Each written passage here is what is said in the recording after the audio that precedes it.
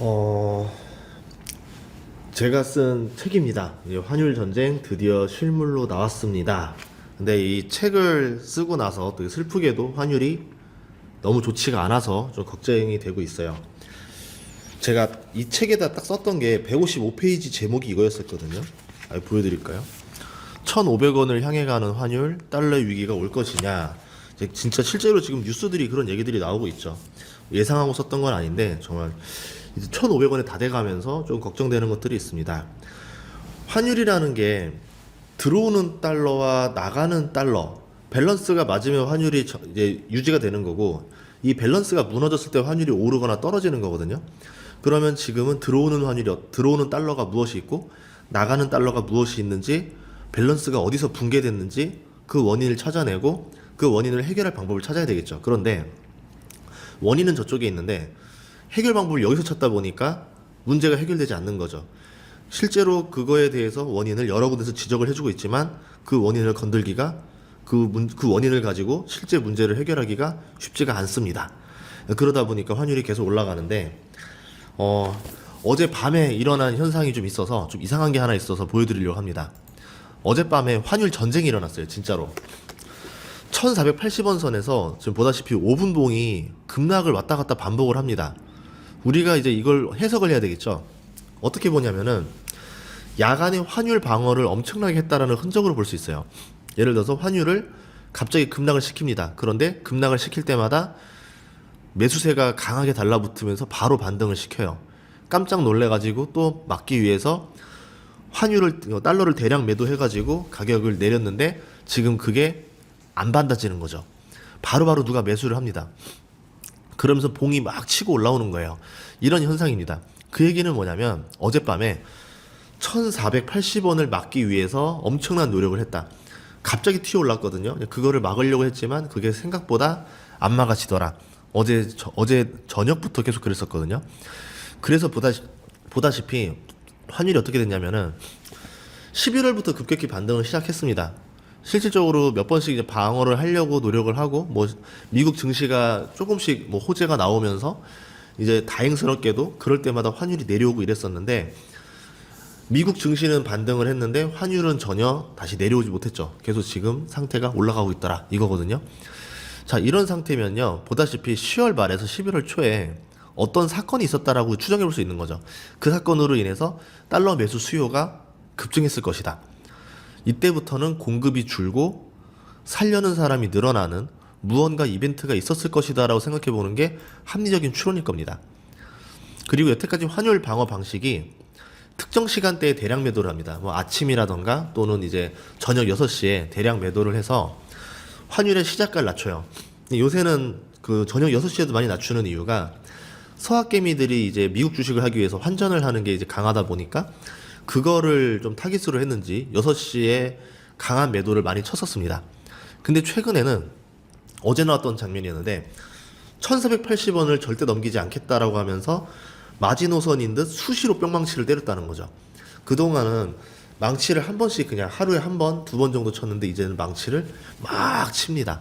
그럼 뭐가 있다라는 거죠. 자, 이게 뭘까를 생각을 해봐야 될 것 같아요. 그러다가 오늘 아침에 그 1480원을 돌파해버립니다. 쉽게 뚫려버리죠. 그래서 1484원까지 올라갔다가 이제 저녁 돼서 또 뿅망치를 한번 쳤습니다. 만약에 미국 증시가 좀 오른다던가 그렇게 되면 좀 나아질 것 같고, 미국 증시가 떨어지면 환율이 더 올라가는 모습을 보여주거든요. 그래서 오늘 낮에는 지금 보다시피 마지노선 흔적이 없었습니다. 어제 밤에 엄청난 흔적이 있었던 게 보이죠. 그래서 아마 오늘도 힘을 아껴놨다가 오늘 밤에 또 방어를 하지 않겠는가. 오늘 여기서 무너지면 1490원대고요. 한 번 더 무너지면 1500원대예요. 1500원대 무너지고 나면은 뉴스에서 어떻게 나올지 뻔히 보입니다. 그럼 그걸 예상하면은 정부 입장에서도 골치가 너무 아프겠죠. 1500원은 절대 안 된다라는 카드들을 던질 것 같아요. 그러니까 정부가 쓸 수 있는 카드는 많이 있어요. 근데 그 카드가 투자자들한테 좋은 카드들은 아니겠죠. 그런 카드들이 나올 수가 있기 때문에 1,500원은 임박했고, 아마 이번 주는 어려울 것 같고 1월 초나 뭐 12월 말도 어렵겠죠. 1월 초쯤에는 우리가 예상하지 못한 어떤 환율 억제책이 나오지 않겠는가, 이렇게 예상해 볼 수도 있습니다. 자, 그러고 우리나라에 대해서 환율 문제에 대해서 IMF도 경고를 좀 했는데 어떻게 얘기했냐면은 기축통화국도 아닌데 나라 빚이 많다라고 지적을 합니다. 우선은 부채를 지적했어요. 결국 뭐냐면 한국의 환율 문제 중에 부채 문제도 존재한다라는 거죠. 한국이 주요국 중에서 가장 부채가 빨리 늘고 있다라면서 이례적인 경고를 했는데 미국이랑 뭐 프랑스 같은 경우는 기축통화국입니다. 기축통화국이 아닌 국가 중에서 뭐 리투아니아 뭐 이런 동유럽 국가들인데 여기들은 또 EU 국가들이에요. 유로를 가지고 합니다. 한국은 그런 게 아니죠. 엔화도 아니고 위안화도 아니고 유로화도 아니고 달러도 아닙니다. 그렇기 때문에 이 부채 관리를 잘 해야 되는 나라다라고 말을 하는 거죠. 내용을 좀 요약을 해봤는데요. 정부 확장 재정 정책으로 인해서 앞으로 3년간 8%대를 기록하게 됩니다. 그런데 한국의 GDP 성장률을 2%대로 저는 보고 있는데 그냥 아주 풀로 끌어올려도 3%대밖에 불과합니다. 그 얘기는 뭐냐면 한 5% 정도의 갭 차이가 날 거예요. GDP 성장률 대비 부채 증가 속도가 5%가 더 빠르다. 부채가 늘면 원리금 상환금이 증가합니다. 근데 뭐 국가들이 원금은 잘 안 갚으니까 부채를 늘려만 나가잖아요. 그럼 이자 문제가 되는데 예산에서 이자가 자꾸 늘어나니까 이자를 빼고 나면은 실제로 쓸 수 있는 실제 예산이 줄어들게 됩니다. 그럼 그 실제 예산에서 뭘 줄여야 될까요? R&D라던가 투자를 줄여야 되겠죠? 아니면 뭐 복지는 잘 안 줄입니다. 내수경기 부양책이라던가 이런 걸 줄인다던가 국방비를 좀 줄인다던가 뭐 다른 나라를 봤을 때는 사회보장은 잘 못 줄이면서 나머지들을 많이 줄여요. 그렇게 되면 국가가 교육을 하고 뭘 하고 이제 투자를 해서 다시 돈을 벌어들이는 능력이 나와야 되는데 미래에 대한 투자가 나날이 떨어지는 거죠. 그럼 결국 그 나라의 GDP는 꺾이거나 정체되게 되겠죠. 자, 그러면은 이런 문제인데 빚 갚는 능력 없이 지금 부채가 늘어나는 건데 이렇게 리스크가 상승하면 어떤 일이 벌어지느냐? 국채금리가 올라갑니다. 국채 발행이 증가하니까 국채금리가 늘어나면은 이자가 더 늘어나니까 실제로 예산에서 이자가 더 늘어나니까 실예산이 더 줄어드는 거죠. 미국도 문제지만 한국도 문제라는 겁니다. 자, 그러면은 어떻게 될까요? 이제 우량 기업들은 어떻게 할까요? 생각을 한번 해봐야 되겠죠? 국채금리가 증가하면은 우량 기업들도 돈을 빌리는 조달금리가 같이 올라가게 됩니다. 예를 들어서 삼성전자가 한국에서 사업을 해야 되는데 연 7%로 사업자금을 빌려야 된다. 안 그러겠죠. 그러면 고민되는 거죠. 우리가 한국에서 돈 빌리는 게 너무 비싼데 안 되겠다. 돈 빌리기 쉬운 곳으로 공장을 이전하고 거기에서 돈을 빌려서 저렴한 비용으로 반도체를 생산해야 되겠다. 이렇게 선택할 수도 있겠죠. 그리고 관세를 면제받을 수 있는 곳이 있다면 더 땡큐가 되겠죠. 그러면 우량한 기업일수록 한국에 있을 거냐 미국으로 갈 거냐 고민을 하는데 미국으로 가는 게 더 쉬워지게 됩니다. 더 나은 선택이 되겠죠. 그러면 국내에 좋은 기업이 빠져나가면 거기에 있는 하청들도 같이 빠져나갑니다. 세금 잘 내는 기업들이 더 줄어들게 되고 이제 청년들 입장에서는 연봉을 더 많이 주는 기업들이 미국으로 빠져나가면 내가 미국으로 같이 따라갈 수 있는 사람이 많지는 않을 거 아니에요. 그러면 한국 내에서 우리 좋은 일자리들이 더 줄게 되는 거죠.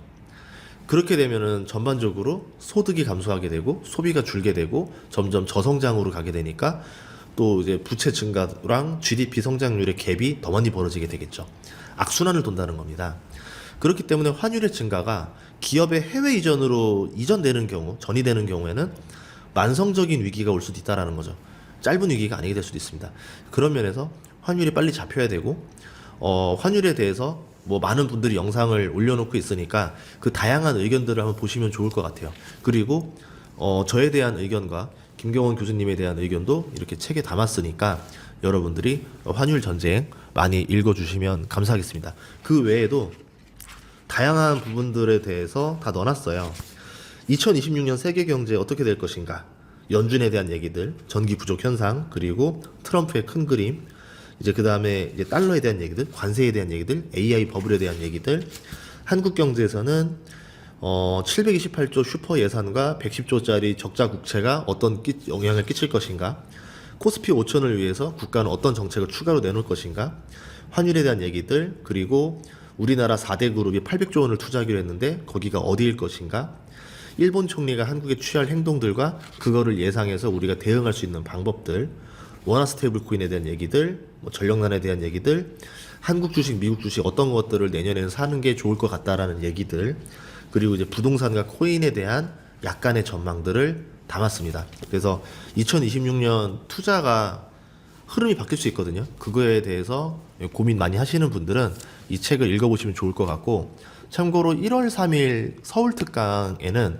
제가 이 책을 다 드리기로 했습니다. 사인본으로 드릴 것 같은데, 그러니까 많은 분들이 또 신청해 주시면 좋을 것 같습니다. 책만 읽어주셔도 감사할 것 같고요.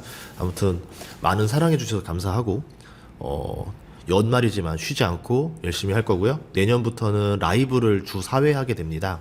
월, 화, 수, 목 저녁에 이제 6시, 8시 이렇게 하게 될 거니까 라이브도 많이 봐주시면 감사할 것 같고요. 그리고 많은 개편을 합니다. 정말 많은 고민을 했어요. 그리고 주식 초보분들을 위해서 더 좋은 컨텐츠는 없을까. 그래서 이제 짧지만 간단한 강의들도 많이 올릴 거니까 이것들도 기대해 주시면 감사하겠습니다. 시원하게 광고 좀 해봤습니다. 네. 이게 책 내용 광고 해봤는데 많은 사랑 부탁드리도록 하겠습니다. 감사합니다.